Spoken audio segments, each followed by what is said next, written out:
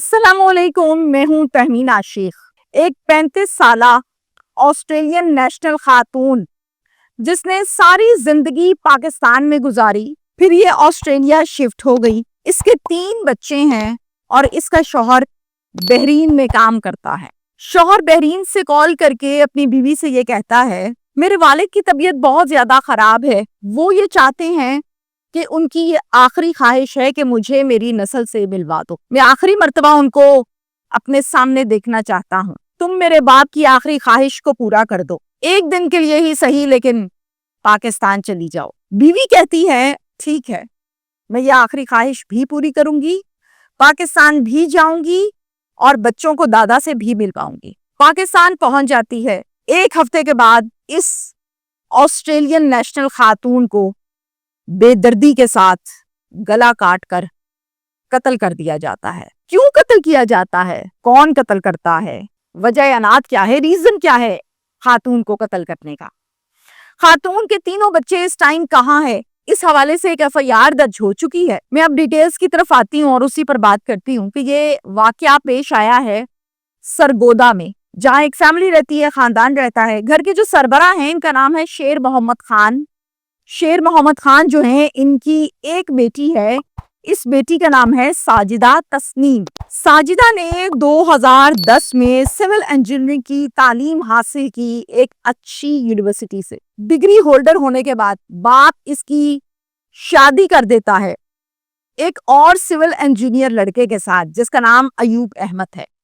بیوی civil engineer degree holder, شوہر civil engineer degree holder, match بہترین ہے۔ شادی ہوتی ہے، لڑکی رخصت ہوتی ہے، اپنے سسرال چلے جاتی ہے، سسرال ہے ان کا سیٹلائٹ ٹاؤن میں، اور زندگی کا آغاز کرتے ہیں۔ شادی کے بعد دونوں سعودی عرب سے ایک بہت زبردست قسم کی آفر آتی ہے ان کو، یہ آفر جاب کی آفر ہے دونوں کو۔ میاں بیوی میں ڈیسائیڈ یہ ہوتا ہے کہ ڈن، ہم جوائن کریں گے۔ دونوں سعودی عرب چلے جاتے ہیں، جا کے جو جاب آفر ہوئی ہے اس کو جوائن کرتے ہیں۔ اتنے میں اللہ تعالیٰ ان کو ایک بیٹی عطا فرما دیتے ہیں۔ 2 سال یہ سعودی عرب میں رہتے ہیں، بچی بھی ہے، جاب بھی چل رہی ہے، بہترین زندگی چل رہی ہے، کوئی مسئلہ مسائل نہیں ہے۔ 2013 میں ساجدہ کو آسٹریلین کمپنی سے اعلیٰ قسم کی جاب آفر ہوتی ہے، لیکن اس مرتبہ یہ جاب صرف ساجدہ کو آفر ہوئی ہے، شوہر کو آفر نہیں ہوئی ہے۔ ساجدہ ایوب کو بتاتی ہے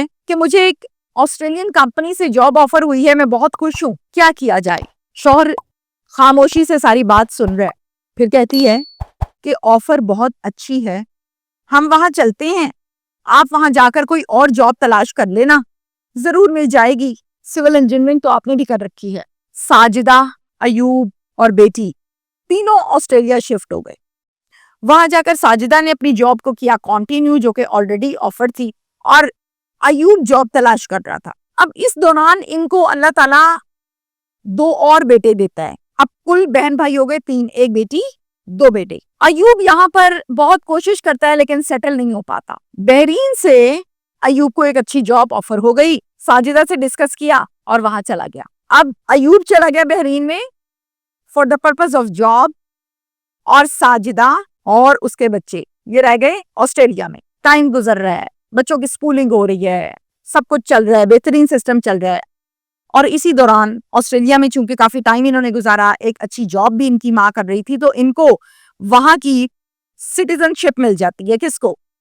ساجدہ کو اور اس کے 3 بچوں کو۔ اب یہ نیشنل ہولڈر ہو گئے وہاں کے۔ ایک دن ایوب کال کرتا ہے اپنی بیوی کو، کہتا ہے کیسی ہو، ٹھیک ہو؟ کہتی ہے میں بالکل ٹھیک ہوں، آپ بتائیے جاب کیسی جا رہی ہے؟ میری جاب بالکل ٹھیک جا رہی ہے، لیکن ایک بات تم سے کرنے کے لیے میں نے آپ کو کال کی ہے۔ وہ بات یہ ہے کہ میرے والد کی طبیعت بہت زیادہ خراب ہے، ایسا لگتا ہے کہ آخری سانسیں ہیں۔ مجھے انہوں نے فون کیا ہے اور کہا ہے کہ ایوب، میں اپنی نسل کو، میری یہ آخری خواہش ہے، ملنا چاہتا ہوں، تو تم مجھے ملوا دو، یہ میری آخری خواہش ہے۔ میں انکار نہیں کر پایا، تو تم پلیز بچوں کو لو اور پاکستان چلی جاؤ، چاہے ایک دن کے لیے چلی جاؤ۔ ساجدہ ایک پڑھی لکھی لڑکی ہے، تربیت یافتہ ہے، سگھڑ ہے، کہتی ہے وہ پرابلم، میں جاؤں گی اور دادا سے ان کی نسل کو ملوا کے لاؤں گی۔ ٹکٹس لیتی ہے، چلے جاتی ہے، پاکستان آتی ہے۔ گھر کے اندر اپنے انٹر ہوتی ہے اور دیکھتی ہے کہ سسر تو ٹھیک بیٹھے ہیں، حیران ہوتی ہے، دل میں سوچتی ہے کہ مجھے تو ایوب نے بتایا کہ ان کی آخری سانسیں چل رہی ہیں، بہت بیمار ہیں، تو یہ تو کوئی اتنی بڑی بات نہیں ہے، ٹھیک بیٹھے ہیں، جھوٹ بولا تھا مجھے، اب یہ اس کے مائنڈ میں چل رہا ہے۔ سسر کا نام سن لیجئے، مختار احمد، اور ساس کا نام ہے فاطمہ بی بی، یہ دونوں حیات ہیں اور اس گھر میں رہتے ہیں، اپنے پوتے پوتیوں سے ملتے ہیں، گلے لگاتے ہیں، پیار کرتے ہیں، پاس بٹھاتے ہیں، کھانا شانا لگاتے ہیں، مل کر سب کھانا کھاتے ہیں۔ سسر کہتا ہے بیٹا اپنا پاسپورٹ اور ڈاکیومنٹس مجھے دے دو، لاکر میں رکھ دیتا ہوں، کہیں آپ سے گم نہ جائیں، جب جاؤ گی تو لے لینا۔ کہتی ہے جی ابو میں بھی دیتی ہوں، بیگ سے نکالے اور پکڑا دیے۔ ساجدہ ایک ہفتہ یہاں سیٹلائٹ ٹاؤن سرگودا میں گزارتی ہے۔ اس ایک ہفتے میں وہ اپنے پیرنٹس کو جا کے مل کے آتی ہے، اپنے قریبی رشتہ داروں کو مل کر آتی ہے، اور باقی ٹائم وہ اپنے سسرال میں ہوتی ہے۔ ایک ہفتہ گزر گیا، جانے کی ڈیٹس آ گئیں، سسر کو کہا کہ ابو ڈاکیومنٹس واپس کر دیجئے، مجھے جانا ہے۔ سسر کہتا ہے میری نسل کافروں کے ملک میں اب مزید نہیں پلے گی، تم کہیں نہیں جا رہی، یہیں رہو گی، یہ میرا آخری فیصلہ ہے۔ بات ختم ہو گئی۔ بہو ساجدہ پریشان ہوتی ہے اور کہتی ہے کہ آپ کیسی باتیں کر رہے ہیں، میرے بچوں کی وہاں پر سکولنگ ہے، معاملات ہیں، میری جاب ہے، میں نیشنل ہولڈر ہوں، ایسا ممکن نہیں ہے۔ میں نے آپ کے اوپر یقین کیا تھا اور آپ کو ڈاکیومنٹس پکڑائے تھے، اس کا یہ مطلب نہیں ہے کہ آپ میرے ساتھ زور زبردستی کرنے لگیں۔ یہ سننا تھا سسر نے، اس کو تحش آیا، کہنے لگی میں ایک پڑھی لکھی لڑکی ہوں اور اب میں پڑھی لکھی ماں ہوں، اور ایک پڑھی لکھی ماں اپنے بچوں کی تربیت بہت اچھی طرح سے کرتی ہے، آپ کیوں نہیں بات کو سمجھ رہے؟ اب یہ باتیں کوئی سمجھنا چاہے تو سمجھے، وہ نہیں سمجھا۔ اس کو مزید غصہ آیا، جھگڑا ہوا، اتنا شدید جھگڑا ہوا کہ گھر سے کلہاڑا اٹھایا، گھر میں پڑا ہوا تھا، بہو کی گردن اتار دی۔